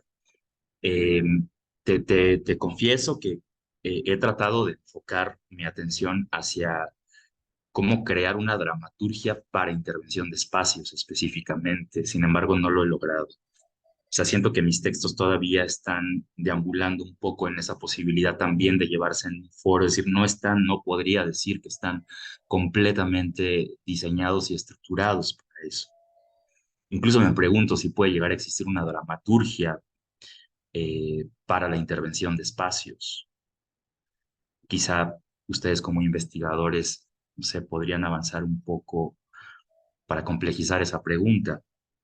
Eh, yo pienso que existen posibilidades, por lo menos, de generar una serie de estructuras que desde luego se rediseñen a partir de las estructuras convencionales de la teatralidad, aunque me parece que, por ejemplo, Máquina Hamlet puede seguir siendo un texto aplicable a cualquier tipo de espacio, sin importar si es en un foro o en un hotel abandonado. Creo que esto también amplía una perspectiva muchísimo más compleja en cuanto a su realización. Por eso yo he seguido defendiendo que lo que hago se sigue llamando dramaturgia, porque me parece que es una forma de insistir y de defender la postura de que la dramaturgia también puede ser eso que yo escribo, ¿no? Y no llamarla de otro modo, quizá como tratando de alejarme de ese canon. eh, y eso está interesante, le ha volado la cabeza a mucha gente que piensa si eso también se puede escribir, ¿no? Y se puede llamar una obra de teatro a partir de una serie de lo que yo llamo contraestructuras, que se dimensiona más en cuanto eso, a la presentación de materiales, a la comparecencia de materiales testimoniales ante una circunstancia particular. Y eso creo que me ha ayudado muchísimo, pensarlo desde ahí, desde una contrateatralidad, ¿no? Que se vuelve efectiva en el momento de la aplicación in situ, en el riesgo, en el vértigo, en la inestabilidad y en la generación, obviamente, de poéticas a partir de diferentes espacios alternativos. Gracias. Gracias. Vamos a seguir con Guillermina. Mauricio, ¿bajaste la mano? Guille, y luego hay un comentario, una pregunta ahí en el chat de Zaida, después de Guillermina y luego Rocío. ¿Sí? Adelante, Guille.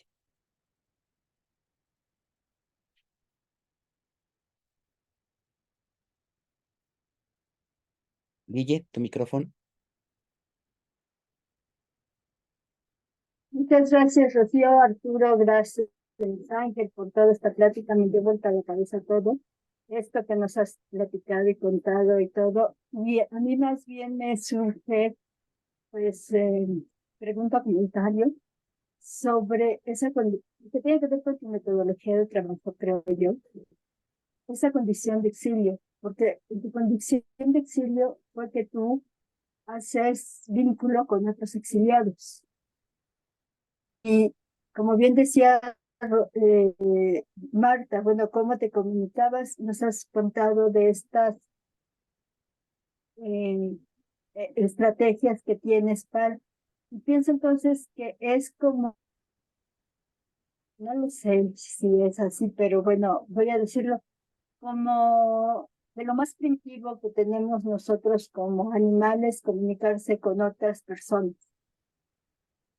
Y que eso tiene que ver con el cuerpo. Y vuelve al cuerpo, pues, esto. Pero sí me da, o sea, me surgió mucho esta cuestión en esa condición de exilio porque, pues, conocimos exiliados que llegaron a México, ¿no? Tú te vas como exiliado y en el mundo existen muchos más exiliados también que salen, exiliados económicos, muchos ahora, ¿no? Que salen de Sudamérica, Centroamérica hacia el norte o de África hacia Europa. Yo quisiera más bien saber eso, es estas intersubjetividades a las que tú te refieres, Guillermo.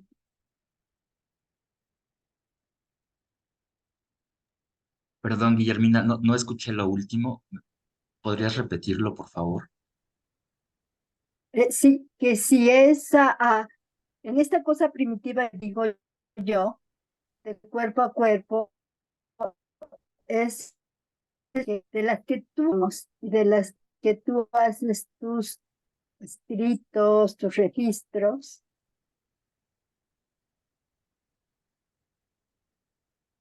No, porque hay No sé si problemas me con la conexión. escuchas Sí, ya mejor. al final.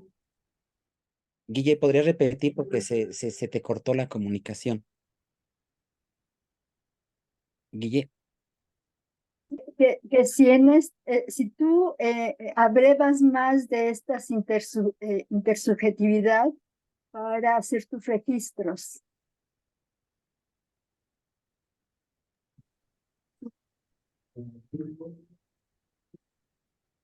Eh, sí, creo que, perdón, me perdí al final, Guille, otra vez, pero entiendo que lo que estás preguntando tiene que ver con los registros específicamente de lo que se ha investigado.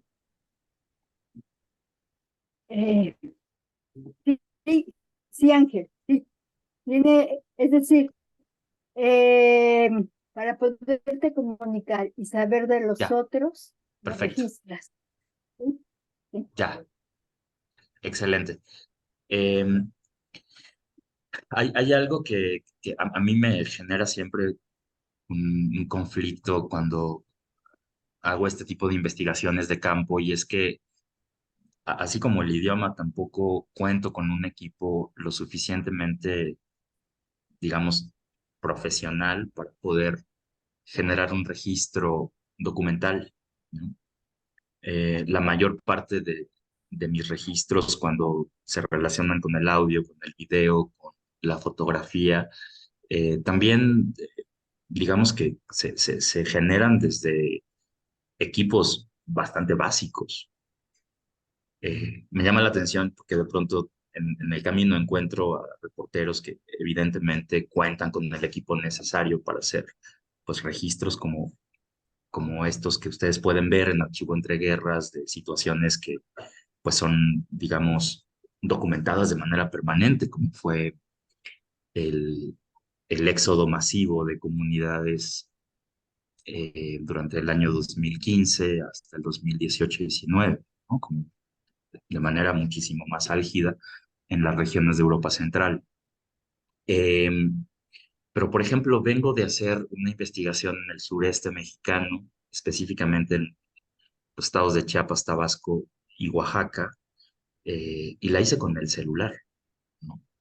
Me parecía que esa investigación particularmente tenía que ser como mucho más inmediata, más accesible, que la cámara, la presencia del equipo ostentoso, por decirlo de algún modo, también impide que exista una comunicación muchísimo más fluida. Ya la presencia de una cámara en cualquiera de sus características ya es un impedimento, es algo que eh, quizá pueda, eh, digamos, disminuir la capacidad de, del testimonio por manifestarse mucho más libre, en condiciones de confianza, cosas que para mí son interesantes y que creo que han conformado mi trabajo.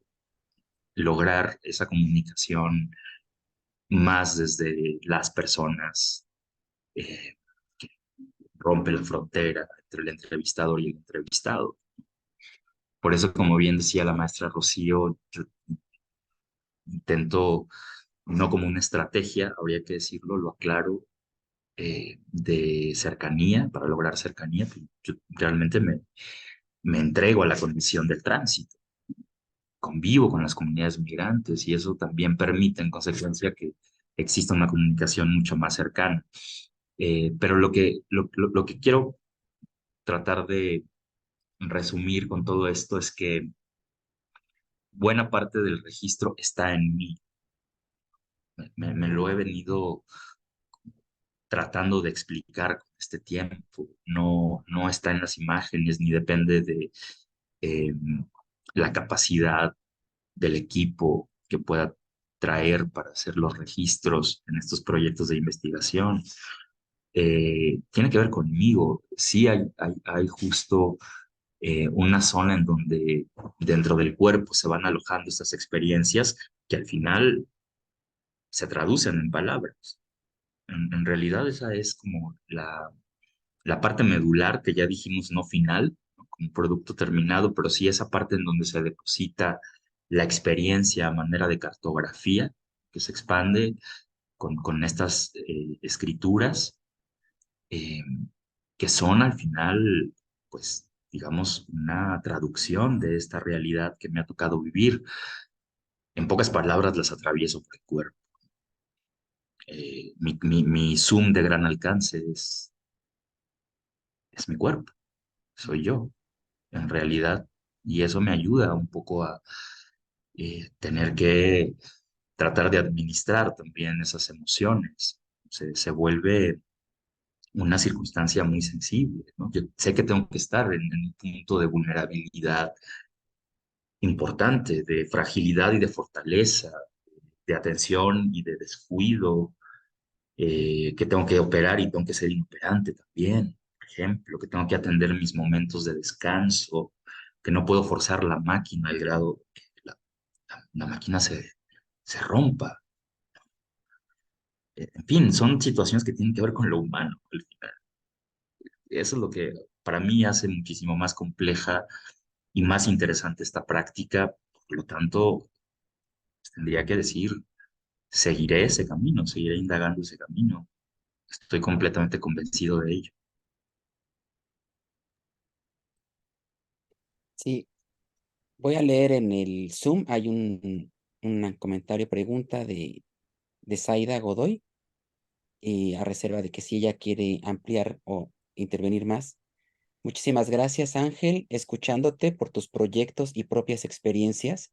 Creo que la condición humana es obvio que ocupa gran parte de tu trabajo, pero ¿qué puedes decirnos de la Tierra en sí, la naturaleza y cómo ésta sufre no solo las catástrofes naturales, sino las guerras? ¿Has sentido que tus proyectos te hicieron acercarte, vivir, digamos, el planeta de forma similar a las relaciones que has ido desarrollando con la gente de cada lugar? Y no sé si quieras ampliar algo más, Zaida. No, no, perfecto, Arturo. Creo que lo has dicho mucho mejor que lo que ya había pensado. Gracias. Un gusto, Ángel. Gracias, Aida. Completamente de acuerdo. Justo este último texto que escribí el año pasado, que se llama Cuerpos como Bosques, eh, que, bueno, hicimos una exploración escénica, justo la maestra Regina Flores nos acompaña aquí. Ella formó parte del reparto de este proyecto de exploración escénica que hicimos, pues es un manifiesto en defensa de la tierra, lo cual, y es que también lo admito, no es que haya como pasado de largo de mis intereses temáticos, era algo que de alguna forma se tenía que manifestar en algún momento y lo hizo en Cuerpos como Bosques, que es la defensa del pueblo de Cherán en Michoacán por sus recursos naturales, principalmente por el bosque, y esto con una analogía de la defensa de los cuerpos, que desde el título creo que se, se dibuja, ¿no? De manera bastante clara. Cómo tratar de mantener ese equilibrio entre la vida de los cuerpos y la vida de los espacios que habitan esos cuerpos. En un momento crucial, el desastre ambiental que estamos atravesando es fatídico para la humanidad y también en una realidad política en la cual nos damos cuenta que la mayor parte de las desapariciones y las ejecuciones son eh, con ambientalistas. Eh, corren por cuenta de los ambientalistas, de los defensores de la tierra, que entienden la tierra como la vida, como el derecho de la existencia. Y eso me parece fundamental. Creo que eh, es una pulsión que habitamos de alguna manera todos y todas.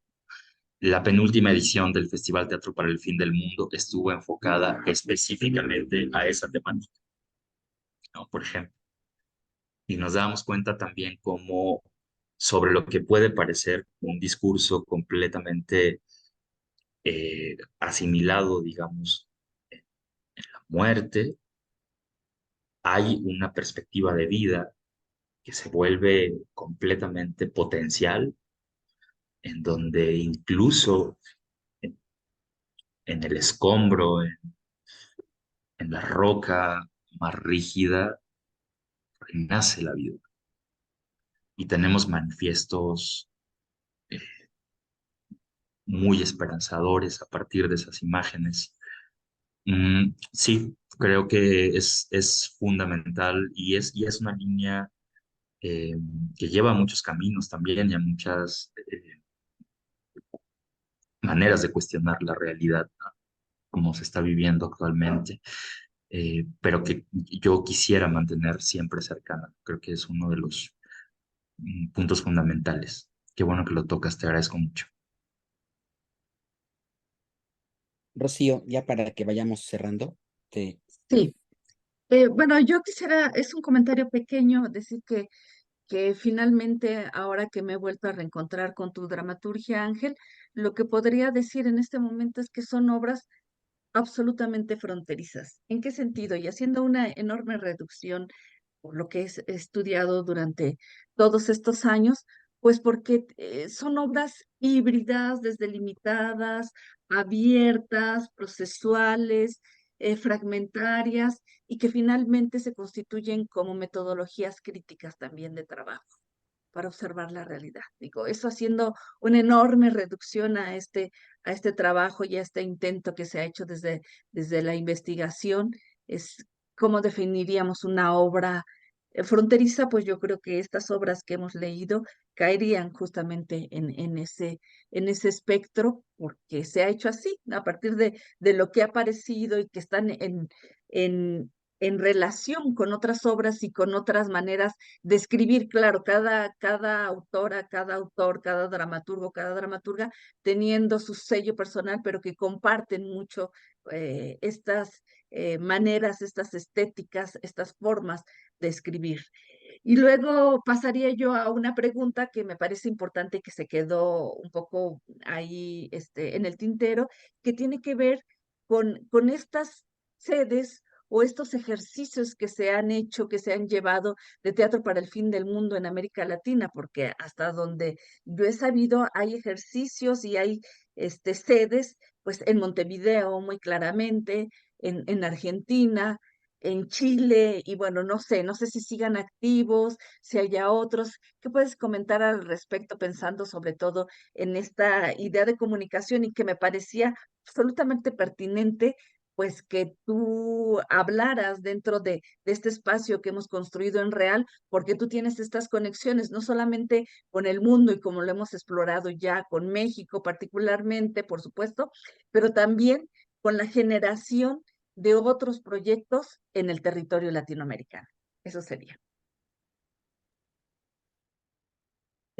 Sí, a nosotros nos interesa mucho tener no solo una comunicación cercana, sino un planteamiento unificado frente a la realidad latinoamericana. Nos sentimos profundamente involucrados con eso. Y me parece que también nuestro trabajo, como lo dije en algún momento, viene a ser producto de otras luchas iniciadas, sobre todo en el Cono Sur. Le encuentro mucho sentido y eso ha alimentado mucho nuestra práctica, de tal modo que ahora lo que podemos ofrecer a manera de intercambio es la generación de proyectos que se relacionan con generar sedes de trabajo específicamente que permitan continuar esta práctica, ya que encontramos muchas coincidencias e incidencias, ¿no?, en relación a esto. Uno de los principales, digamos, eh, bancos, ¿no?, de exploración tiene que ver con la generación del espacio. Tener un espacio como un sitio de observación que permita generar prácticas, que se pueda convertir eh, no solo en una sede, en un espacio sede que permita la generación de actividades escénicas, sino como una plataforma de investigación constante, continua. Nosotros, por ejemplo, en Tamaulipas tenemos un hospital abandonado desde hace muchísimos años que ha sido una plataforma de experimentación escénica continua. Tenemos un diario en abandono que también lo ha sido. Una zona que a manera de cementerio de fábricas ha ofrecido esas posibilidades. Es decir, son lecturas que se van ampliando en relación a contar con una sede en particular. Nosotros lo que hemos venido ofreciendo es un poco el sistema o la metodología, quizá bastante precaria en este momento, pero sí aproximada, digamos, a una posibilidad ya concreta de aplicación que tiene que ver con cómo iniciar estos procesos. De tal modo, si existe una eh, colectividad interesada en indagar sobre un espacio en particular o más de uno, nosotros poco ponemos al servicio de esa voluntad nuestra experiencia a manera de compartir cuáles son los procesos metodológicos que hemos venido aplicando y cuáles hemos venido descartando también. Por ejemplo, ahora se centran más en condiciones de seguridad interna. Parece sumamente importante que exista un sistema de protección anterior de estas prácticas, que desde luego no están garantizadas en ningún sentido, mucho menos por el Estado. De tal modo que en Montevideo pasó justo en la comunidad del Cerro, un parador maravilloso, que bueno, en los tiempos de gloria fue sumamente importante, no solo para la comunidad, la ciudad, sino para el país, toda su complejidad, que se encontraba en abandono y que sirvió para activar desde el colectivo de Teatro para el Fin del Mundo en Uruguay una serie de procesos sumamente valiosos, que significaron, digamos, la posibilidad de que esa colectividad ampliara su perspectiva de investigación frente a otros espacios como los frigoríficos que se encontraban en esa misma región de la ciudad, que aparte era una zona de inmigrantes, que tenía toda una tradición en cuanto a la generación de estructuras de resistencia colectiva, de cooperatividad, y, y entonces eso ayudó a generar y a expandir muchísimo más la práctica en relación a este tipo de, digamos, podría decir como de estrategias emergentes que se aplican, porque también en términos de temporalidad podríamos decir que son eh, efímeras en su naturaleza y extensas en su capacidad de observación. O sea, esto lo podemos seguir investigando. Ahora, por ejemplo, en el caso de el parador en Montevideo, acaba de ser demolido.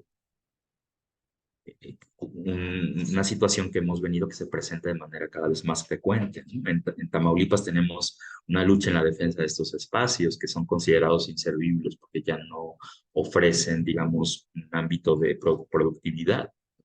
Y al contrario, lo que sí generan son riesgos que pueden, pues, traer en consecuencia colapsos, que en realidad forman parte de una estructura muchísimo más compleja que es llamada actualmente el cártel inmobiliario, que justo se dedica a demoler estos espacios de carácter histórico, de valor arquitectónico, para poder pues construir edificaciones, ¿no? Comercios, edificios multifamiliares, en una gentrificación que, bueno, va generando una serie de circunstancias críticas dentro de la ciudad. En fin, lo que quiero decir es que justo estas sedes, tanto que se abrieron en Argentina, como en Chile, como en Uruguay, ayudaron a entender que este programa puede ser aplicable a diferentes contextos latinoamericanos, obviamente con sus maneras específicas de vivir la condición. Por ejemplo, en Uruguay nos decían, no vivimos el narcotráfico que se vive en México, pero sí vivimos otro tipo de realidad violenta que también nos interesa indagar. Entonces, ahí creo que existen como las aristas interesantes que complejizan la práctica y que vuelven necesaria la aplicación de estos eh, sistemas que nosotros hemos venido desarrollando en México, adaptados a las condiciones específicas de cada contexto. Creo que ahí es donde resulta mucho más interesante la práctica en todo sentido.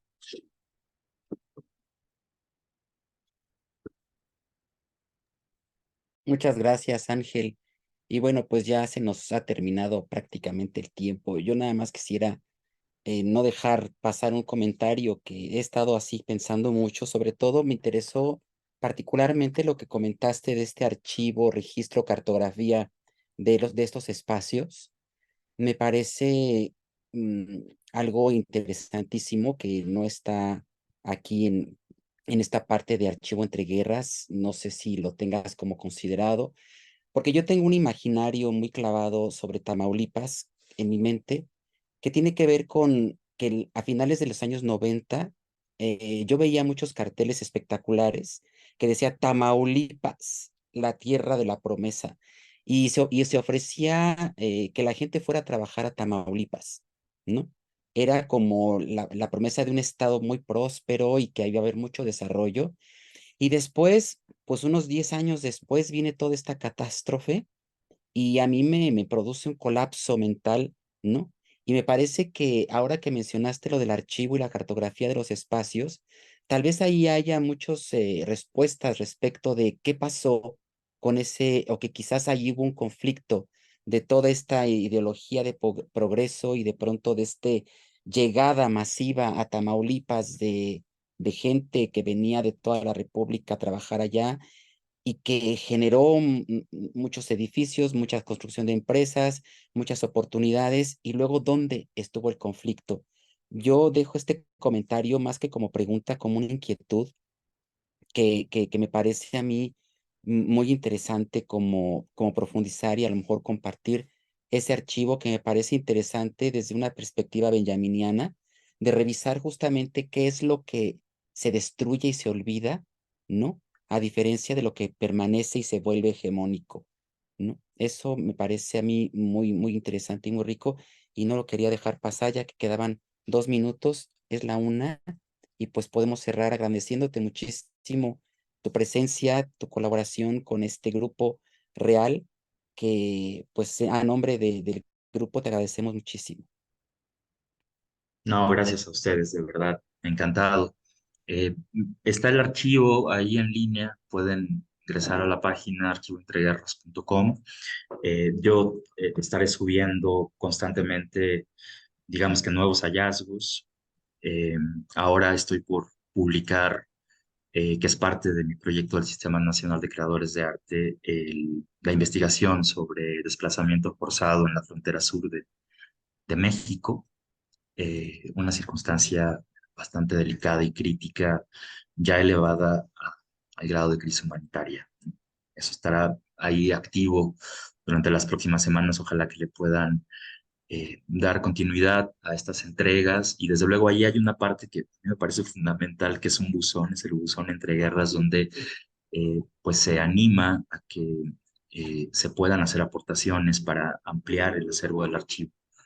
Eso me parece fundamental en cuanto algún punto de vista, una postura crítica frente al trabajo publicado o directamente la posibilidad de compartir archivos que se puedan sumar a los expedientes que están publicados en la página. Muchísimas gracias, de verdad.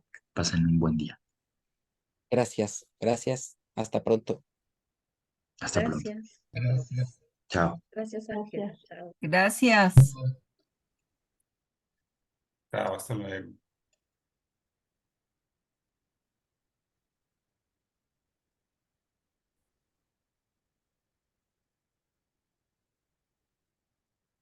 Bueno, Nahuel, entonces paro y te envío en cuanto pueda. Dale, muchas gracias, Rocío. Gracias a Bellísimo ti. todo. Gracias, hasta luego, chao. Chao, chao.